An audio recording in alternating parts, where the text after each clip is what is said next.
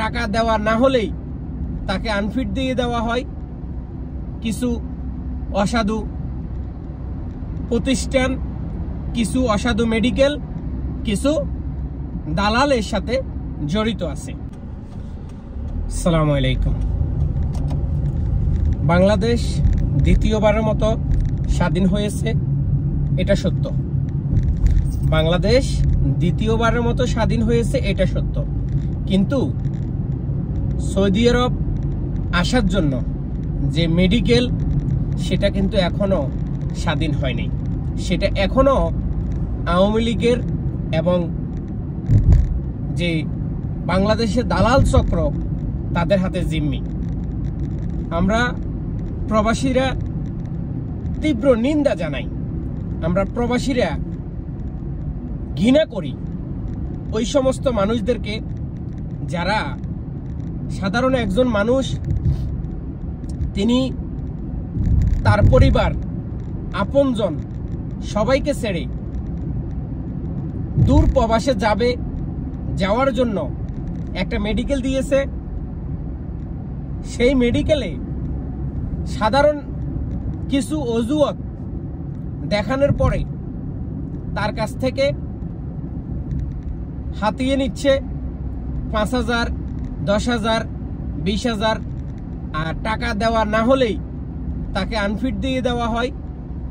কিছু অসাধু প্রতিষ্ঠান, কিছু অসাধু মেডিকেল, কিছু দালালের সাথে জড়িত আছে। আজকের কথাগুলো বলতে খুবই কষ্ট হয়, আজকের কথাগুলো বলতে ঘৃণা করে।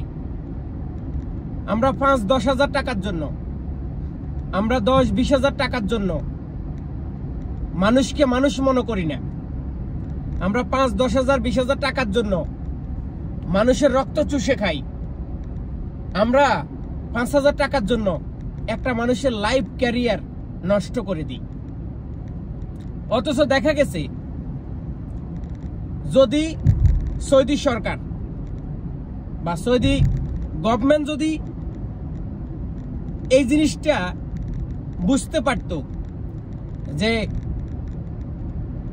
এই মানুষটাকে এই রোগে ধরা হয়েছে, ধরা হওয়ার পরে সে সাধারণ কিছু টাকা খরচ করে মেডিকেল ফিট করে সৌদি আরব আসছে, তাহলে তাকে আবার সৌদি আরব থেকে রিটার্ন বাংলাদেশে পাঠিয়ে দিত। তাকে আবার সৌদি আরব থেকে রিটার্ন বাংলাদেশে পাঠিয়ে দিত। যদিও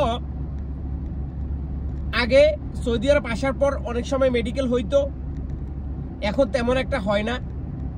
এখন অনলাইন মেডিকেল থাকার কারণে তেমন একটা সৌদি সরকার মেডিকেল করা না। আর যদিও করা, সৌদি আরবে বড় ধরনের যদি আপনার ভিতরে কল কবজা কোনো সমস্যা না থাকে, তাহলে সৌদি আরবের যে হসপিটালগুলোর মধ্যে মেডিকেল টেস্ট হয়, তারা এটা ফিট দিয়ে দেয়। তারা এগুলা নিয়ে এত চিন্তা ভাবনা করে না।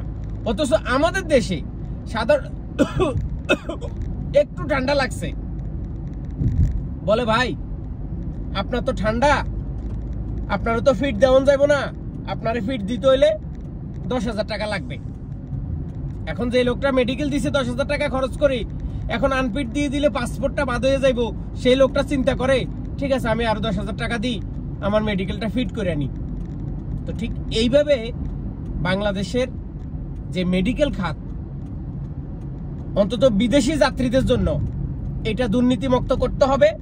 এটাকে দুর্নীতি মুক্ত যদি না করা যায়, তাহলে দালালেরা কিন্তু এইভাবে একটা ভালো মানুষকেও তারা ক্যান্সারে পরিণত করবে, একটা ভালো মানুষকেও বলবে তার হাড্ডি নাই, একটা ভালো মানুষকেও বলবে তার ভিতরে জন্ডিস, একটা ভালো মানুষকে বলবে আপনি ঠিকমতো চোখে দেখেন না।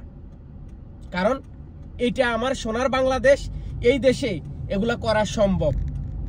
তো আমি অতি শীঘ্রই আমাদের ডক্টর ইউনূস এবং স্বাস্থ্য মন্ত্রণালয়ে যারা এখন বর্তমানে আছেন তাদের কাছে অনুরোধ করব, একজন মানুষ কিন্তু বিদেশে যা কর্ম করার জন্য, এবং সেই মানুষটা বিদেশে গিয়ে কষ্ট করে উপার্জিত টাকা কিন্তু বাংলাদেশে পাঠাবে, সে কিন্তু পাকিস্তানে আর নেপালে পাঠাবে না।